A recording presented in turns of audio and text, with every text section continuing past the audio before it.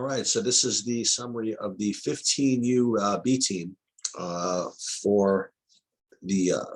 This is actually their first week to get going, and they only had 6 one game, and this team is still trying to come together. So it might be a small sample, but we have to start somewhere. So let's go over this. They got 3 games in, and let's take a look. Now, again, this age group, you want to get an effective field goal percentage of about 45%, turnover rate about 20 or less. Those are the 2 main stats. Offensive rebound percentage, you'd like to have over 30. So they made their debut with 6 kids against a tough team. Welcome to AAU basketball, dudes. They lost by 40, and their numbers reflect that. Their first game, effective field goal percentage, 37.5%. Not that bad. I mean, I remember when we would lose by 40, it would look worse sometimes. So 37.5, actually not terrible if you're going to lose by 40. Sometimes you're just worse. That's the way it goes. But this number here, 36% turnover rate, no good. No está bueno. You're just never going to do anything with that. So got to get used to that kind of pressure and move the ball better. It's best you can do it. Offensive rebound percentage about 20, not good enough. So basically they were small. We were too small, too slow, and just got our butt kicked. That's just the way it's going to be. To compare that to the opponent, they had a 60% effective field goal percentage against us, 11% turnover rate, and 57% offensive rebound percentage. And that, unfortunately, what a butt whipping is going to look like. Let's see if we can't make something out of the box score individually. And what you will notice is that Seth had pretty much all the points. 7 for 17 from the field, 17 points, even had 2 threes. He's probably going to really much enjoy being part of this group. And really nobody else did anything. And you know what? It's that they were just outmatched. That's just the way it is. Charlie with 0. Ryan got up 7 shots somehow. Just across the board. Salem he got 2 baskets, but overall they just got killed, and that's just the way it's going to be. There's not a lot you can draw on it, but the numbers at least back it up. And again, I would say that Seth obviously had a really good game, especially considering the competition. And overall the numbers were just reflective of a butt whipping. That's just the way it is. Okay, let's take a look at the second game, which was a win, kind of the opposite. Against Back to Basics, they won by 23. Let's take a look and see what that looks like. All right, so here we go. So now we have the effective field goal percentage of 59%. I don't like this 23% turnover rate, especially in a game where you're going to win by 30. So again, this is why you do these numbers. This turnover rate is something that just has to be addressed, because you just run into problems when you're winning games by 30, but you have a turnover rate of 23%. If you're in a game where you're not going to win by 30, it comes back to get you. It always does.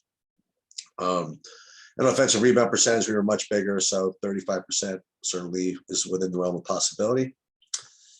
Let's take a look at the opponent. The opponent, 33% effective field goal percentage, and here 16% turnover rate was low. We couldn't even make them turn the ball over. Probably, again, they were just jacking up from 3 and just couldn't do anything at all. So let's see the drill down, the box score here against Back to Basics. And let's see if it was another Seth day. No, it was actually pretty nice. It was across the board. You had Seth with 15, Salem with 12, both pretty efficient, 6 for 9 and 5 for 9 from the field. Joseph showed up. He was 2 for 4. I do expect him to do better as the season goes on. Who else did something? Courtney, nice little day here. Nice little game. 4 for 5 from the field. Very nice. 4 rebounds. Got 3 assists. Pretty good game. Like that. Ryan, again, just a kind of a poor shooting performance, but not the worst. Peter, very strong. 14 points, 6 for 9, and 2 for 4 from 3. Don't remember him from the from practice, but the numbers are certainly showing him as probably the best player on the team outside of Seth and or Salem. So this is a big big addition, I guess, for a team like this. But good job. Took care of business, but these turnovers, and they were across the board. Salem, 4 turnovers, not going to work. Charlie, 3 turnovers, as much as he has the ball, not going to work. And another game of 0 points. Ouch.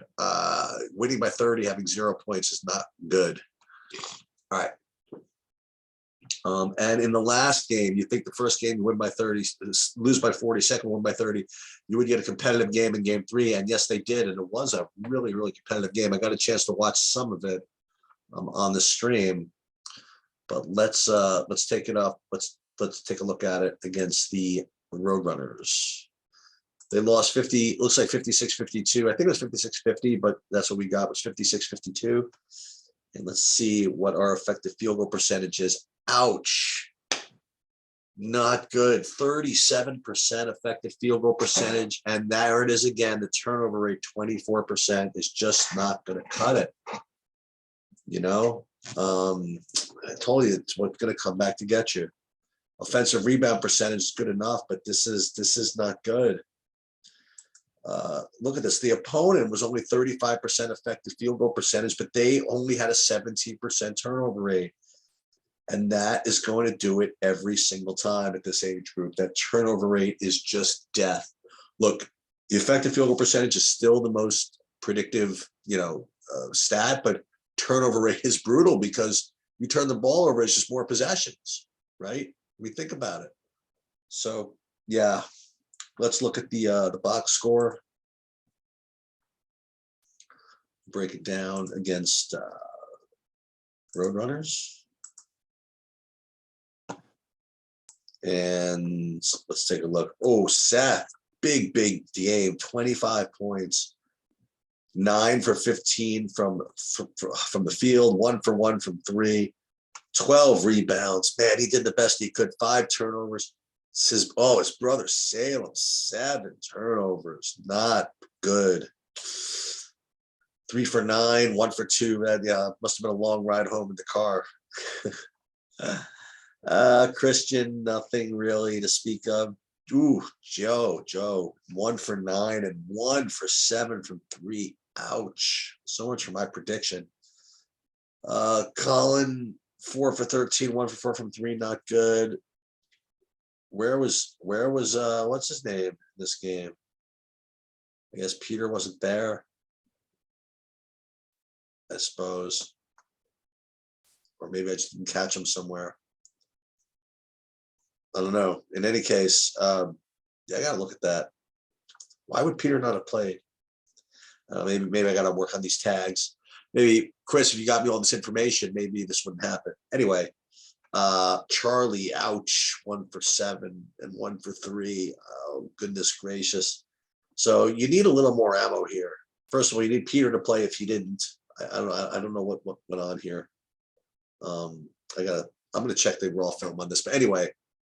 Salem was Seth definitely carried this team the whole week, and they're going to need him on this team, I believe, if they're going to compete. In any case, too many turnovers.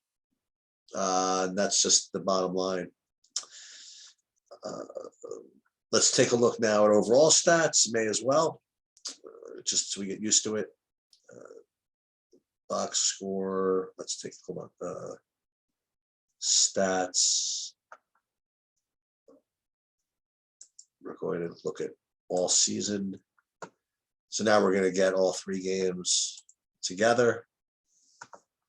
We're going to group overall. So overall totals. Let's take a look. Overall, 44% effective field goal percentage is pretty good, but it's only a small sample. 12 for 51 from 3, not going to work. You just got to shoot better or have better people take the shots. That's the best I can describe this. Within box score, you have, let's Can we get the whole? Yeah, we can do this. Hold on. Stat again. All 3 games. We'll group this by athlete, and we'll see 3-pointers. Seth 4 for 8. Oh, everybody is just awful. Got to shoot better. Got to get better offensively. Got to move the ball better. All of it. And that'll do it.